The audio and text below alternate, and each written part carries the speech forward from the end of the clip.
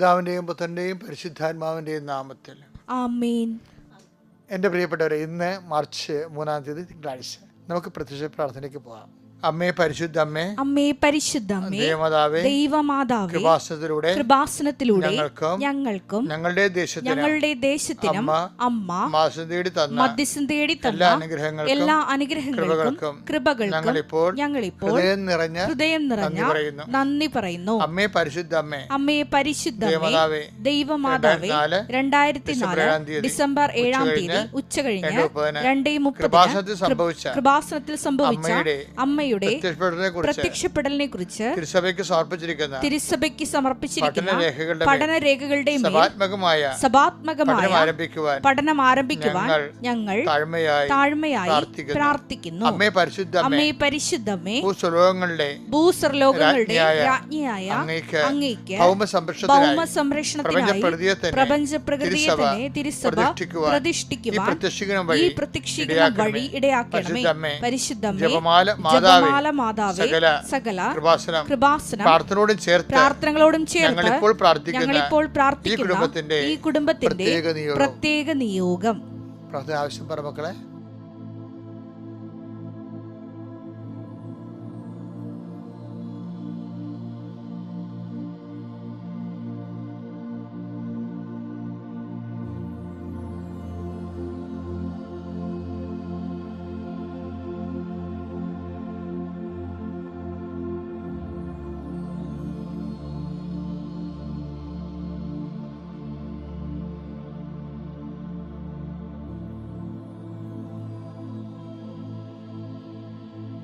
അമ്മയുടെ പ്രത്യക്ഷീകരണത്തിന്റെ ഈ അനുഗ്രഹവേളയിൽ ഞങ്ങൾക്ക് സാധിച്ചു തരുവാൻ കനിയണമേ. ആമേൻ. വിശ്വാസ പ്രമാണം. സർവശക്തനായ പിതാവും ആകാശത്തിന്റെയും ഭൂമിയുടെയും സൃഷ്ടാവുമായ ദൈവത്തിൽ ഞാൻ വിശ്വസിക്കുന്നു. അവിടുത്തെ ഏകപുത്രനും ഞങ്ങളുടെ കർത്താവുമായ ഈശോ മിശിഹായിലും ഞാൻ വിശ്വസിക്കുന്നു. ഈ പുത്രൻ പരിശുദ്ധാത്മാവിനാൽ ഗർഭസ്ഥനായി കന്യകാമറിയത്തിൽ നിന്ന് പിറന്ന് പൊന്തിയോസ് പീലാത്തോസിന്റെ കാലത്ത് പീഡകൾ സഹിച്ച് കുരിശിൽ തറയ്ക്കപ്പെട്ട് മരിച്ച് അടക്കപ്പെട്ട് പാതാളങ്ങളിൽ ഇറങ്ങി മരിച്ചവരുടെ ഇടയിൽ നിന്ന് 3-ാം നാൾ ഉയർത്ത് സ്വർഗത്തിലേക്ക് എഴുന്നള്ളി സർവശക്തിയുള്ള പിതാവായ ദൈവത്തിന്റെ വലതുഭാഗത്തിരിക്കുന്നു. അവിടെ നിന്ന് ജീവിക്കുന്നവരെയും മരിച്ചവരെയും വിധിക്കുവാൻ വരുമെന്നും ഞാൻ വിശ്വസിക്കുന്നു. പരിശുദ്ധാത്മാവിലും ഞാൻ വിശ്വസിക്കുന്നു. വിശുദ്ധ കത്തോലിക്കാ സഭയിലും പുണ്യവാന്മാരുടെ ഐക്യത്തിലും പാപങ്ങളുടെ മോചനത്തിലും ശരീരത്തിന്റെ ഉയർപ്പിലും നിത്യമായ ജീവിതത്തിലും ഞാൻ വിശ്വസിക്കുന്നു. ആമേൻ. സ്വർഗ്ഗസ്ഥനായ ഞങ്ങളുടെ പിതാവേ, അങ്ങയുടെ നാമം പൂജിതമാകണമേ. അങ്ങയുടെ രാജ്യം വരണമേ. അങ്ങയുടെ തിരുമനസ് സ്വർഗത്തിലെ പോലെ ഭൂമിയിലും ആകണമേ. അന്നു വേണ്ടുന്ന ആഹാരം ഇന്ന് ഞങ്ങൾക്ക് തരണമേ. ഞങ്ങളോട് തെറ്റ് ചെയ്യുന്നവരോട് ഞങ്ങൾ ക്ഷമിക്കുന്നത് പോലെ ഞങ്ങളുടെ തെറ്റുകൾ ഞങ്ങളോടും ക്ഷമിക്കണമേ. ഞങ്ങളെ പ്രലോഭനത്തിൽ ഉൾപ്പെടുത്തരുതേ, തിന്മയിൽ ഞങ്ങൾ രക്ഷിക്കണമേ. ആമേൻ. നന്മ നിറഞ്ഞ മറിയമേ, സ്വസ്തി. കർത്താവ് അങ്ങയുടെ കൂടെ സ്ത്രീകളിൽ അങ്ങ് അനുഗ്രഹിക്കപ്പെട്ടവളാകുന്നു. അങ്ങയുടെ ഉദരത്തിൻ ഫലമായി ഈശോ അനുഗ്രഹിക്കപ്പെട്ടവനാകുന്നു. പരിശുദ്ധ മറിയമേ, തമ്പുരാന്റെ അമ്മേ, പാപികളായ ഞങ്ങൾക്ക് വേണ്ടി ഇപ്പോഴും ഞങ്ങളുടെ മരണസമയത്തും തമ്പുരാനോട് അപേക്ഷിക്കണമേ. ആമേൻ. എൻ്റെ പ്രിയപ്പെട്ടവരെ, നമ്മൾ ഡെയിലി ബ്രെഡിൻ്റെ ഭാഗമായിട്ടാണ് ഇപ്പോൾ ഈ ഫീഡിംഗ് പ്രെയർ നടത്തുന്നത്. ഇന്നത്തെ ജീവിത പ്രശ്നങ്ങൾ, ജീവിത വിഷയങ്ങൾ ഭക്തിയോടെ നമുക്ക് ദൈവദേശത്തിന് സമർപ്പിക്കാം. ഈ പ്രാർത്ഥനയിൽ പങ്കെടുക്കാൻ കഴിയുമ്പോൾ തന്നെ ഓർക്കുക, ഇന്നത്തെ ദിവസത്തെക്കുറിച്ച് ഒരു അനുഗ്രഹം നമുക്ക് ഉറപ്പായി. അത് കൃപാസനത്തിൻ്റെ ലക്ഷക്കണക്കിന് മനുഷ്യർ പ്രാർത്ഥിക്കുന്ന പ്രാർത്ഥനയോട് ചേർത്താണ് നിന്റെ ജീവിത വിഷയങ്ങളുടെ മേൽ ദൈവിക തീരുമാനം ഉണ്ടാകുന്നത്. അല്ല, നീ ഒറ്റക്കല്ല. നിന്റെ വിഷയങ്ങൾക്ക് ലക്ഷക്കണക്കിന് പ്രാർത്ഥനയും കൃപാസനത്തിൻ്റെ ആസ്തികളായിട്ടുള്ള വർഷങ്ങളായിട്ടുള്ള അഖണ്ഡ ജപമാലയും ജപമാല റാലിയും ലക്ഷങ്ങൾ പങ്കെടുക്കുന്ന പ്രാർത്ഥനയെല്ലാം നിന്റെ കുടുംബത്തിൻ്റെ ഓഹരിയാകണേ. കർത്താവിൻ്റെ ഈ കൃപാസന പ്രാർത്ഥനയോട് നീ ചേർന്ന് പ്രാർത്ഥിക്കുമ്പോൾ, അമ്മേ പരിശുദ്ധമ്മേ, ദേവമാതാവേ, നിന്റെ കഴിവുകൊണ്ടല്ല ദൈവത്തിൻ്റെ കൃപ കൊണ്ടാണെന്നുള്ള ഒറ്റ വെളിപാടിലാണ് കർത്താവെ ഉടമ്പടി നിലനിൽക്കുന്നത്.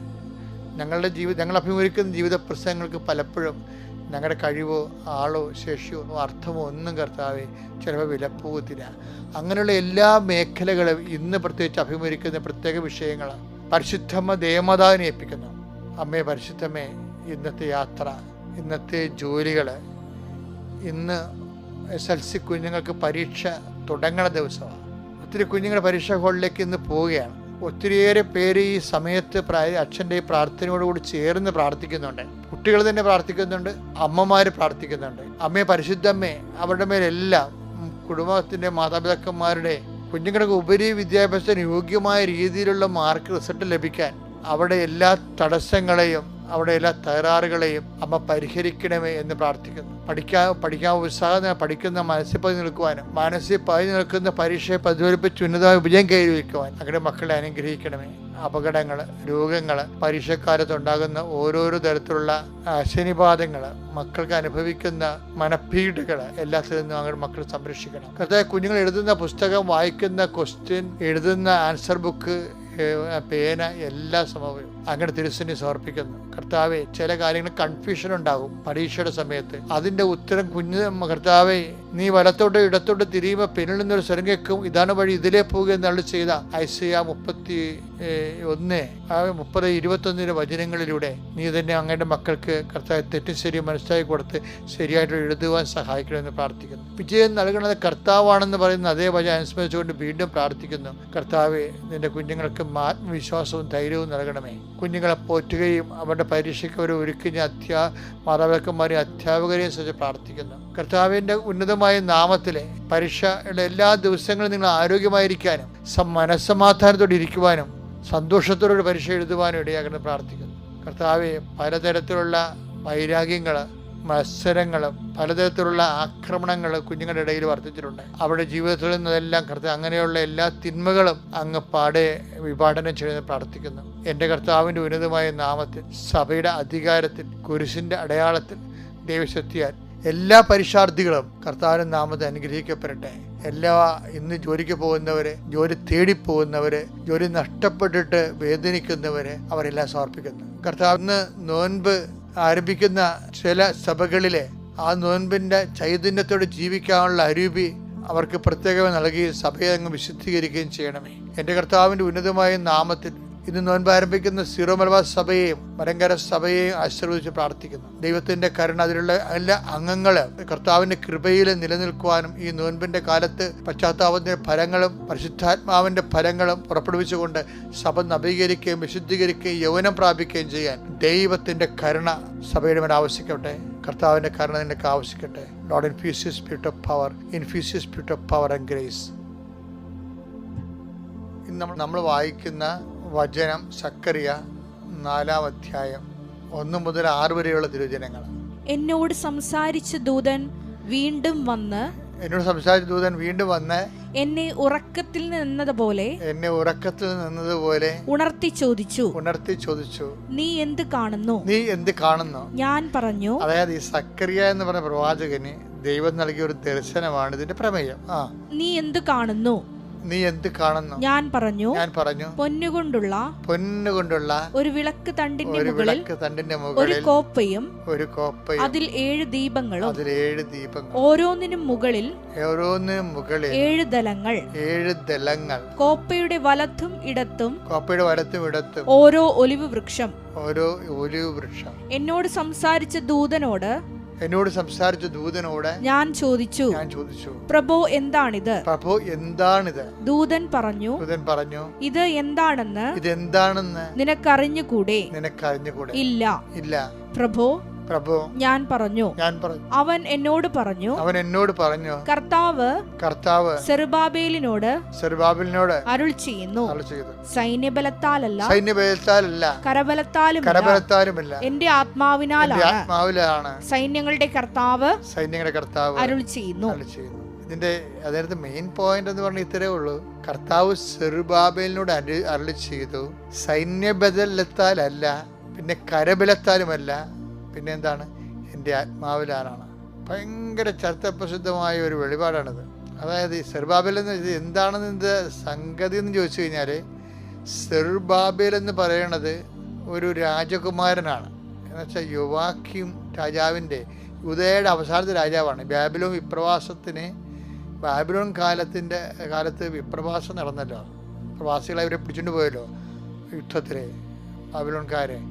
അപ്പം അന്ന് നിലവിലിരുന്ന രാജാവാണ് യോവാഖീം. ഈ യോവാഖീം രാജാവിൻ്റെ വംശത്തിൽപ്പെട്ട ആളാണ് സെറുബാബേൽ.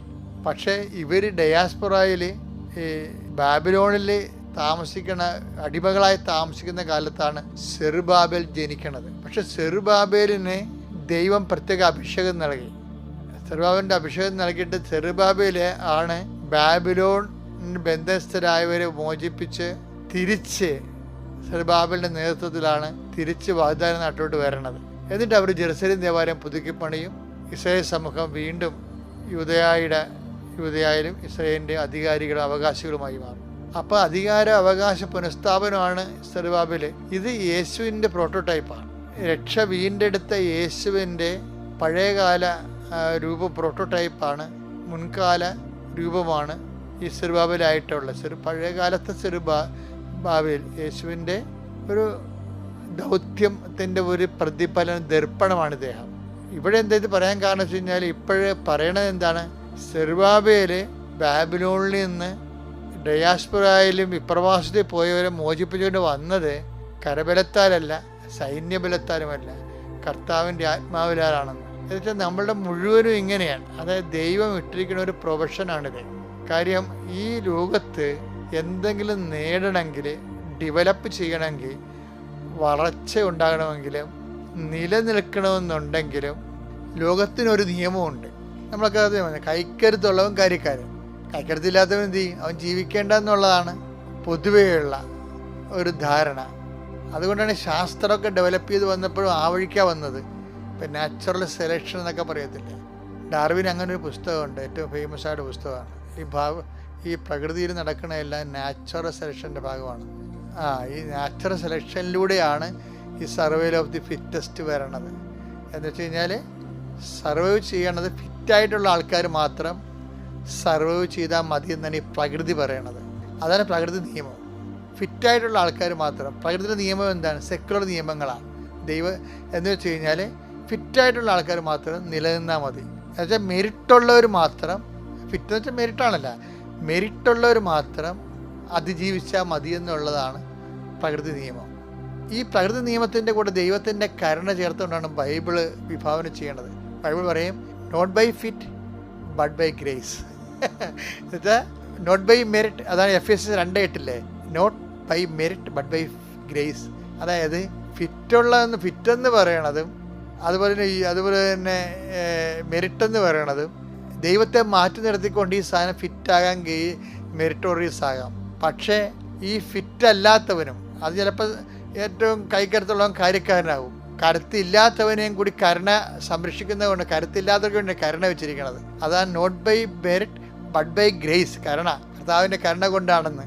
അതെന്ന് വെച്ചാൽ കരുണ മാത്രമല്ല വിഷയം. പല വിഷയങ്ങൾ ഈ ഭൂമിയിൽ, നിൻ്റെ വീട്, വസ്തു, ജോലി, പ്രമോഷൻ, ആരോഗ്യം, ആയുസ്, മക്കളുടെ ജോലി, നിൻ്റെ വിവാഹം, നിൻ്റെ പ്രസവം, ഇങ്ങനെയുള്ള പല കാര്യങ്ങൾക്കും വൈദ്യശാസ്ത്രത്തിന് ചിലപ്പോഴും ഒരു മെറിറ്റ് വരുമ്പോൾ ഒരു പരിധിയുണ്ട്. പക്ഷേ ഗ്രേസിന് പരിധിയില്ല. ഇപ്പം എന്നോട് പല ആൾക്കാരും ചോദിക്കും, ഡോക്ടർ പറഞ്ഞു ഗർഭശിശുവിന് ഹൃദയത്തിന് ദൂരമുണ്ട്, അത് കട്ട് ചെയ്യാനാണ് നല്ലത്, അബോർട്ട് ചെയ്യാനാണ് നല്ലതെന്ന് പറയുമ്പോൾ അത് ഡോക്ടർ അങ്ങനെ പറയാൻ പറ്റത്തുള്ളൂ. കാര്യം ഒരു അംഗവൈകല്യമുള്ള ഇന്ത്യൻ പൗരൻ ജനിക്കാതിരിക്കണം, രാജ്യം ആരോഗ്യമുള്ളവരെ കൊണ്ട് നിറക്കണം എന്നുള്ളത്. പക്ഷേ ഭൗതിക രാജ്യം അങ്ങനെയാണ്. പക്ഷെ ദൈവരാജ്യം അങ്ങനെയല്ല. ദൈവരാജ്യം വർക്ക് ചെയ്യണത് not by merit but by spirit. അപ്പം ഞങ്ങളെപ്പോലുള്ളവർക്ക് അത് പറയാൻ പറ്റത്തില്ല. അപ്പം ഞങ്ങളെ സംബന്ധിച്ചിടത്തോളം പറയും കർത്താവ് ഇടപെടും, വെയിറ്റ്, ഇതിനു വേണ്ടിയുള്ള വിശ്വാസമുള്ളത്, ഇതിനു വേണ്ടിയുള്ള ആത്മീയതയുള്ളത്, ഇതിനു വേണ്ടിയുള്ള ദൈവം നമ്മുടെ കൂടെ, I will be with you unto the last, I will come with you wherever you go എന്നൊക്കെ പറഞ്ഞിരിക്കുന്നത് എന്താണ്? ഇങ്ങനെയുള്ള നമ്മുടെ മെറിറ്റും ഫിറ്റ്നസ്സും നഷ്ടപ്പെടുമ്പോൾ കർത്താവിൻ്റെ പ്രസൻസ് കൊണ്ടാണ് അതിനെ സുവിശേഷം ടാലി ചെയ്യണം. അപ്പോഴേ സുവിശേഷം ഭയങ്കരമായ ഒരു കാഴ്ചപ്പാടാണ് ശരിക്കും നൽകണത്. എവിടെയെല്ലാം ഫിറ്റ്നസ് പോകുന്നു, എവിടെയെല്ലാം മെറിറ്റ് പോകുന്നു, അവിടെയെല്ലാം ദൈവത്തിൻ്റെ സ്പേസാണ്. ആ സ്പേസാണ്. അത് വിവേചിച്ച് മനസ്സിലാക്കേണ്ട കഴിവുണ്ടാകണം. നിന്റെ കഴിവ് കൊണ്ടോ, നിന്റെ കാശ് കൊണ്ടോ, നിന്റെ ആള് കൊണ്ടോ, നിന്റെ അർത്ഥം കൊണ്ടോ, പറമ്പ് കൊണ്ടോ, പൊന്നുകൊണ്ടോ, പാട്ട് കൊണ്ടോ, അതെല്ലാം മെറിറ്റിൽ പെടുന്ന. അല്ലാതെ ഒരു വിഷയം നിനക്ക് വരുമ്പോൾ ഓർക്കുക, ഈ സ്പേസ് ദൈവത്തിൻ്റെതാണ്. പക്ഷെ ഒരു കാര്യമുണ്ട്, നീ അവിടെയും ചവിട്ടി ഇവിടെയും ചവിട്ടരുത്. ദൈവത്തിൽ എന്ന് പറയുമ്പോൾ കോംപ്രമൈസ് ഇല്ല. എന്ന് വെച്ച് കഴിഞ്ഞാൽ അപ്പം ദൈവത്തിൻ്റെ ഫോർമാറ്റാണ് ഉപയോഗിക്കേണ്ടത്. അല്ലാതെ അത് ഓട്ടോമാറ്റിക്കായിട്ട് നടന്നോളും, ദൈവം സഹായിച്ചോളൂ എന്ന് പറഞ്ഞുകൊണ്ട് നീ തിന്മയിലും ലോകത്തിൻ്റെ രീതികളിലും പെരുമാറിക്കഴിഞ്ഞാൽ ദൈവത്തിൻ്റെ ഇഫക്റ്റ് നമുക്ക് ഉറപ്പുവരുത്താൻ പറ്റും. അതുകൊണ്ടാണ് പറയുന്നത്, നിങ്ങൾ പശ്ചാത്തപിക്കുവിൻ, നാളെ നിങ്ങളുടെ ഇടയിൽ കർത്താവ് അത്ഭുതങ്ങൾ പ്രവർത്തിക്കുമെന്ന് പറഞ്ഞതിൻ്റെ കാരണം. അപ്പോൾ അത്ഭുതങ്ങളും അടയാളങ്ങളും കാണുകയും ഗ്രേസ് അനുഗ്രഹം ലഭിക്കുകയും ചെയ്യുന്നതിൻ്റെ പശ്ചാത്താപം ഈ നോൻപ് കാലത്ത് പ്രധാനപ്പെട്ടതാണ്. നോൻപ് കാലം അനുഗ്രഹത്തിൻ്റെ വസന്തകാലമാണ്, പക്ഷേ പശ്ചാത്താപത്തിൻ്റെയും വസന്തകാലമായിരിക്കണം. പ്രശ്നമാണ്.